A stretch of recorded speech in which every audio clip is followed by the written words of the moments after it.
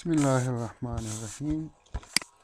In the previous class, we discussed about spot market.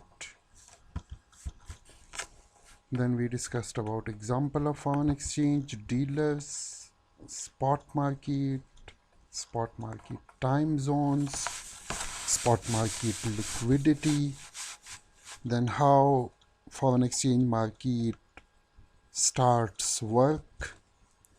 And then we discussed about attributes of banks that provide foreign exchange. So then we discussed about competitiveness of quotes, special relationship with bank, speed of execution, advice about current market conditions, and forecasting advice. Today we are going to discuss about foreign exchange quotations. At any given point in time, a bank's bid quote for a foreign currency will be less than its ask quote. There are two types of quotations in foreign exchange market. One is called bid and the other is called ask.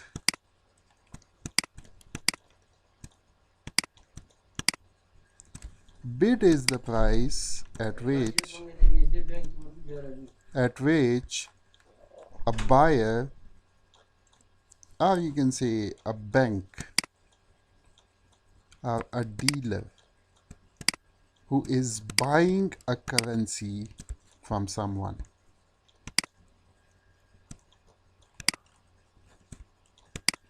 At this rate, the dealer will buy the currency from you. And ask is the rate at which the bank will sell a currency to you. Suppose you are going and you want to purchase dollars. So their rate will be $1 is equal to 76.40. So when you want to buy currency, you will give Afghanis and you will take dollars. And the bank will buy Afghanis at 76.40 from you.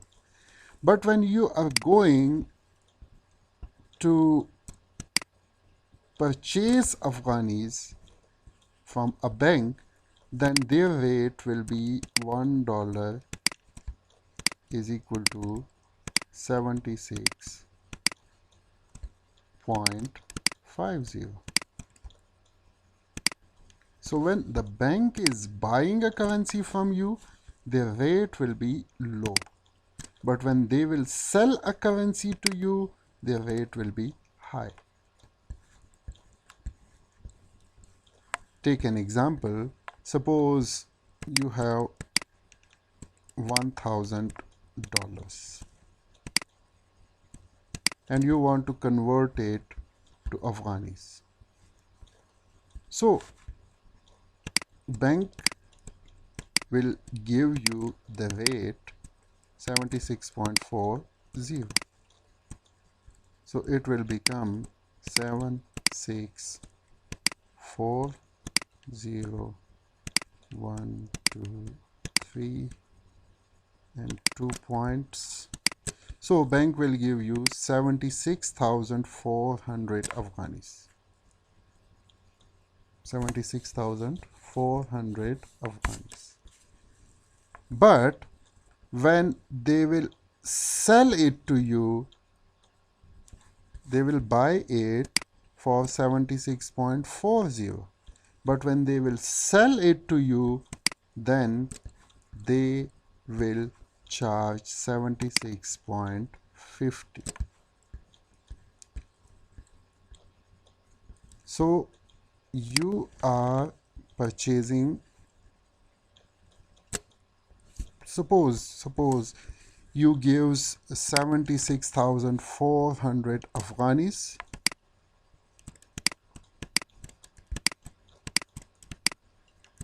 and you took $1,000.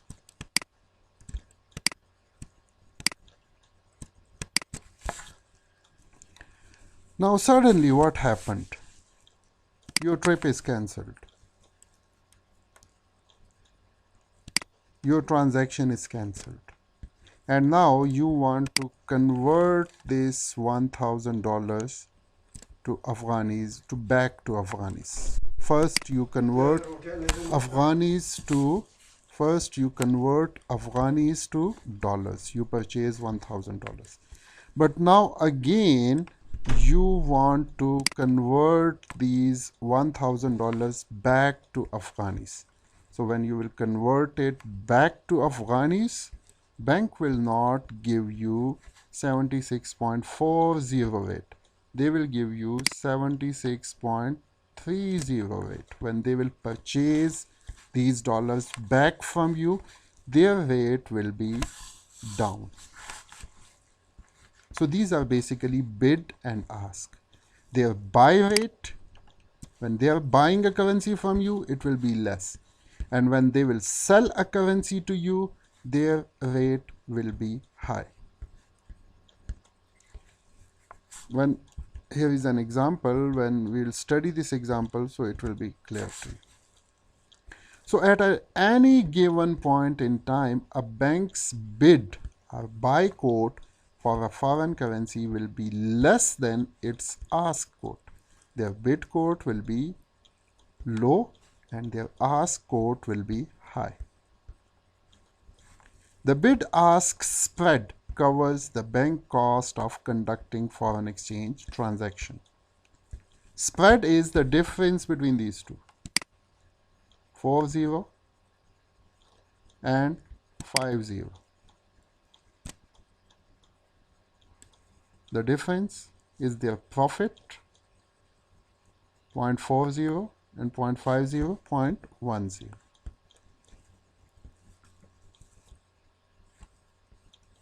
And bid-ask spread calculation is ask rate minus bid rate divided by ask rate. This is the formula for calculating the bid-ask spread. Here is an example. British pound. When bank will purchase the currency from you, so their rate is 1.52. But when they are selling it to you, their rate is 1.60.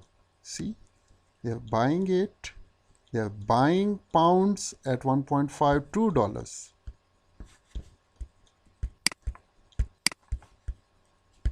When they will buy pounds, so 1 pound will be equal to dollars 1.52. When they will buy pounds from you, it will be 1.52. But when they will sell pounds to you, they will give you pounds. So their rate will be, you will give $1.60 for 1 pound.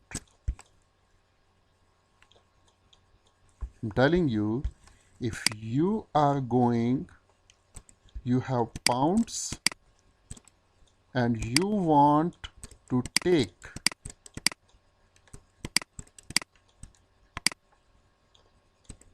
dollars,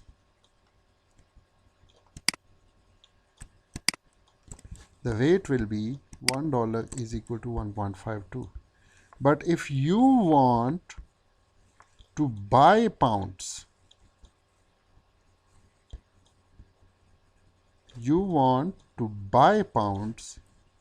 and you want to give dollars, so the rate will be 1.60. So their buy rate will be different and their sell rate will be different. This is a quotation. 1.52 is their buying price and 1.60 is their selling price. So how you will calculate the spread?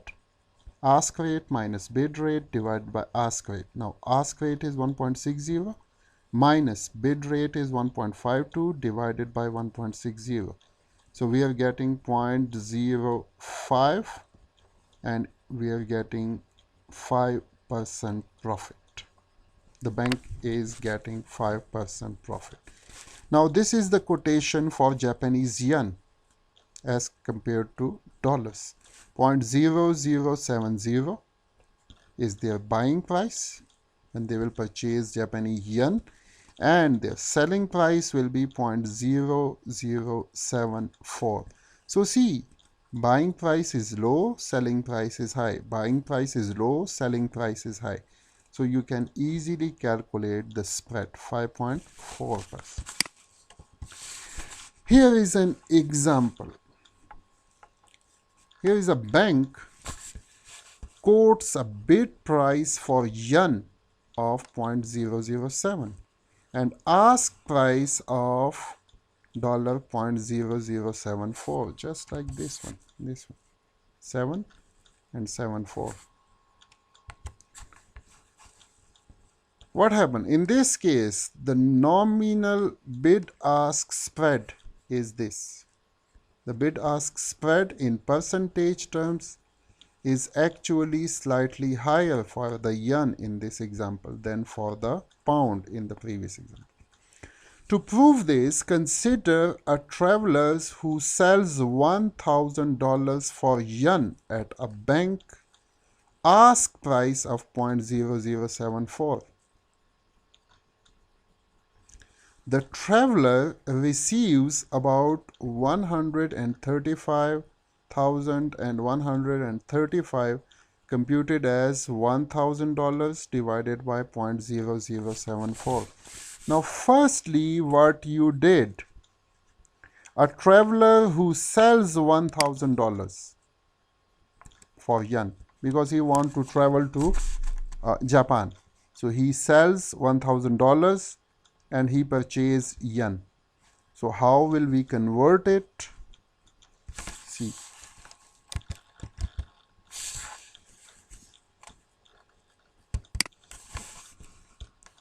we have $1,000 and we want to buy yen. So 0.0074. So we will get 1,35,135 yen for this $1,000. For yen at a bank's price of 0.004. The traveler receives about this amount. If the traveler cancels the trips, his trip was cancelled, and converts the yen back to dollars. Now he wants to convert these yens, 135, 135, back to dollars. So now what will he do? Now the buying price is 0.0070. So it will become 945. This 946 almost. This, which is $54 in percentage, 5.4% less than what the traveler started with. Okay, listen to this again.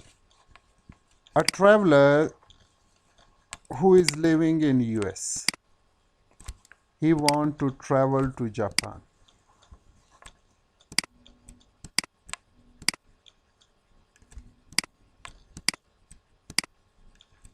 What he did, he has $1,000. So when he is going to Japan, he will convert these $1,000 to Japanese yen.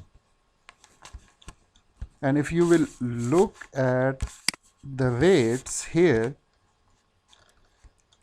so it is 0.0074 because they will purchase yen. So the yen rate, sell rate, bank will sell it at 0.0074. So we will divide it by 0.0074 So we got 135 yen. These will be the yen. Now what happened? His trip was cancelled. When his trip was cancelled, now he is not in need of yen. So he will convert these yens back to dollars. 135. So they will sell these yens and bank will purchase these yens. So they will convert it, the bank purchasing price is 0.0070. So we are getting almost $946. So see what is the difference. When they convert dollars to yen, they got this, but when they convert these yens back to dollars, they are receiving 946. What was the actual amount? Actual amount was $1,000. But now when they convert the yen back to dollars, they are receiving $946. So the difference is $54. That is the spread of the bank.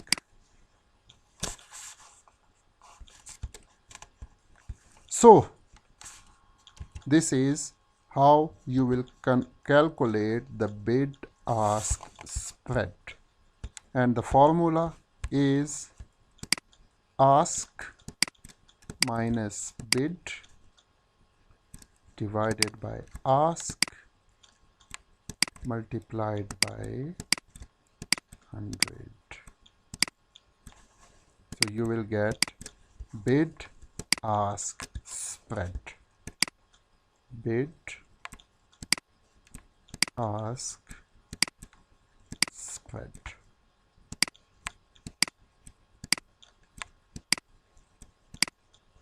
This is the method how to calculate the spread. Factors that affect the spread. Now, what are the factors that affect the spread? The first one is order cost. Cost of processing orders, including clearing costs and the cost of recording transactions. Now, keep in mind, these banks, when they take these yens, don't think that they are keeping it with them. Banks, daily base or weekly base, these banks, suppose we are in USA. So when these banks have foreign currencies, they are converting it to dollars with the central bank.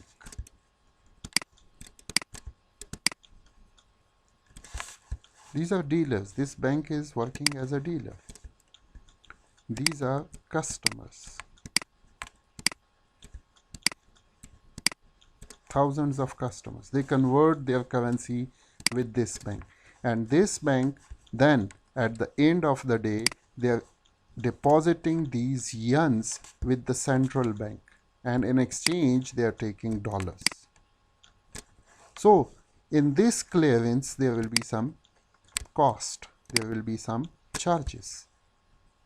So if the charges are high, the spread will be high. If the charges are low, the spread will be low. I'm telling you again, all these dealers in Sarai Shehzada and whatever, if it is a bank, they are converting the currencies, then the foreign exchange that they are getting, they are depositing it in central bank, whether it is on daily basis, whether it is on weekly basis. So when they deposit it, in converting the foreign currency to dollars, there will be some charges. So if these charges are high, this is called transaction cost. If these charges are high, the spread will be high. And if these charges are low, the spread will be low.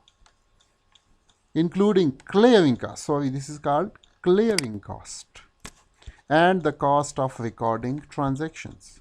And another thing, in this bank, there are workers, accountants, they are recording these things. So they are also paying money to them.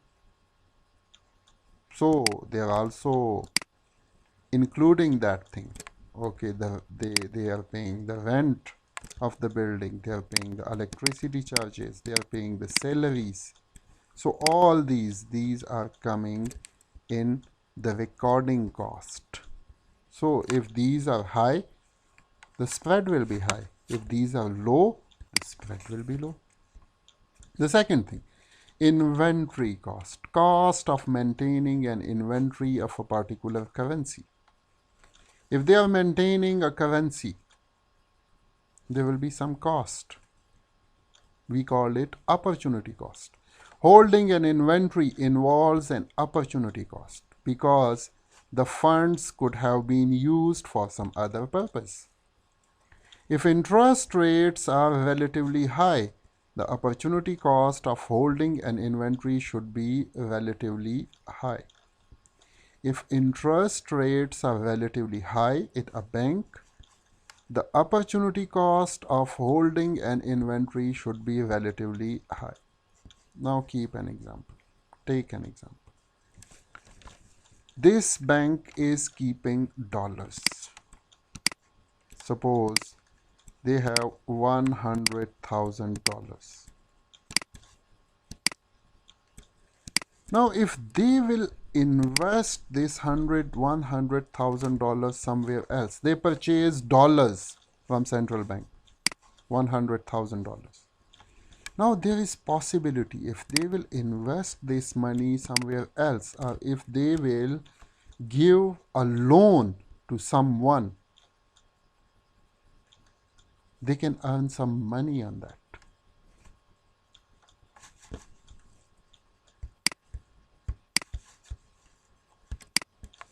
This is a bank. When they are keeping foreign currency, $100,000, this is a bank. Suppose this is Azizi Bank. They are purchasing these dollars from the central bank.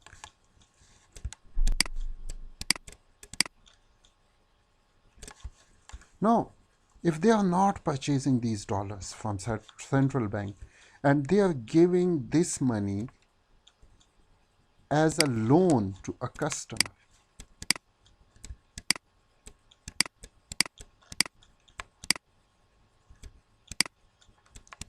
the customer will pay yearly 10%.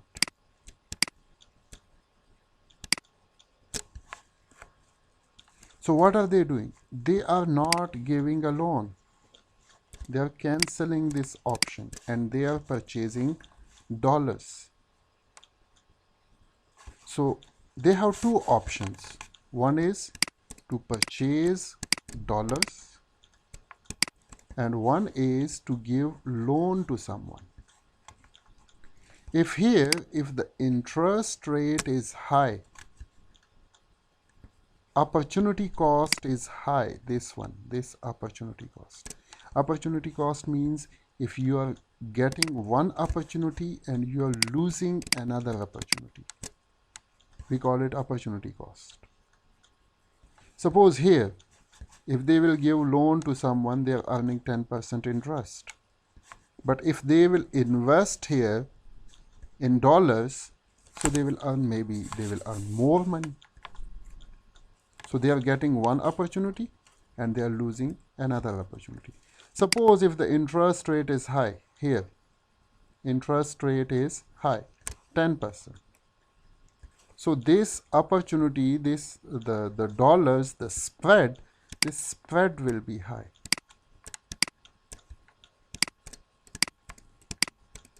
If the interest rate is low, suppose interest rate is 6%. So the spread, it will also be low. So what is he saying? Cost of maintaining an inventory, the inventory cost, that is the opportunity cost of a particular currency. Holding an inventory involves an opportunity cost because the funds could have been used for some other purpose. Just like I told you, don't purchase dollars for foreign exchange transactions. Give this amount to someone as a loan. If interest rates are relatively high, the opportunity cost of holding an inventory should be relatively high. So I'm telling you, if the interest rate here is high, this spread will be high. If interest rate is low, spread will be low. Depends. Competition. If the competition is high, spread will be low. If the competition is low, spread will be high. You have no competitors. You are a monopolist. So you know about monopolist? That monopolist will earn high profits.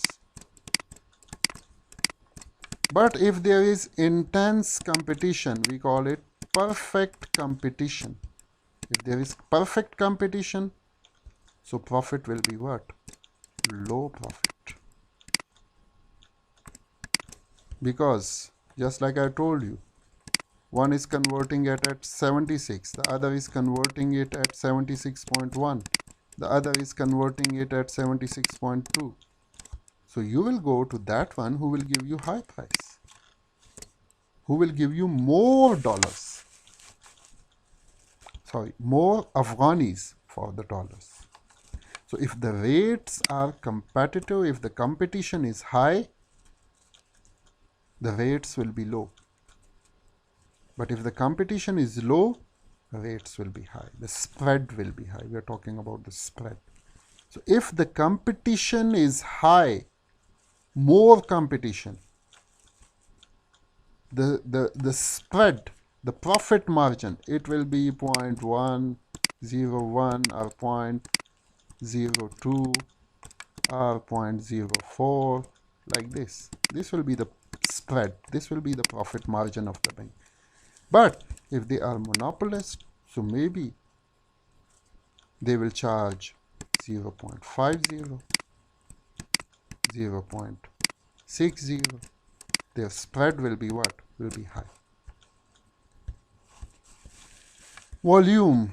Currencies. So the more intense the competition, the smaller the spread quoted by intermediaries. Currencies that have a large trading volume are more liquid because there are numerous buyers and sellers at any given time.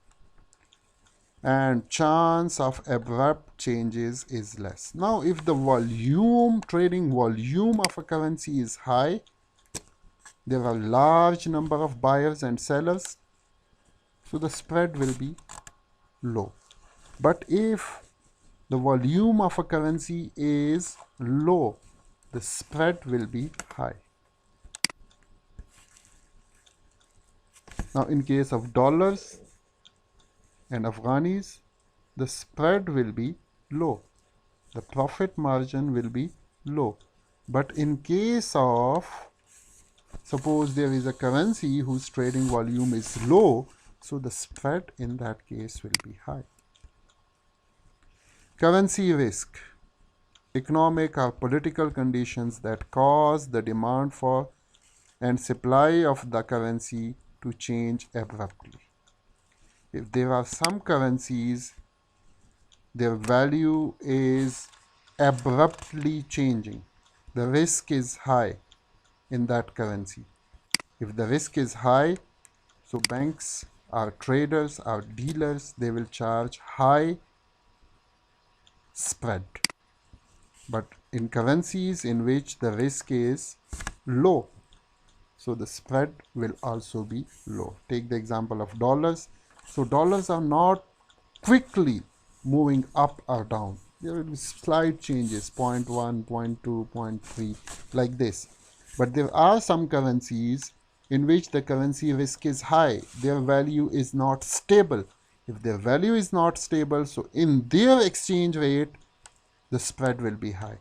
And in case of dollars, the spread will be what? Low. So it also depends on the currency risk. If a currency is risky, the spread will be high. If a currency is less risky, the spread will be low. So I think for today it is enough. Inshallah, in the next class, then we will talk about direct quotation, indirect quotation, and cross quotations, and then forward rate and future rates. And this is our last chapter. This was not last chapter, this was left. So inshallah, maybe within 2 classes next week we will finish the course. Have a good time. Assalamu alaikum.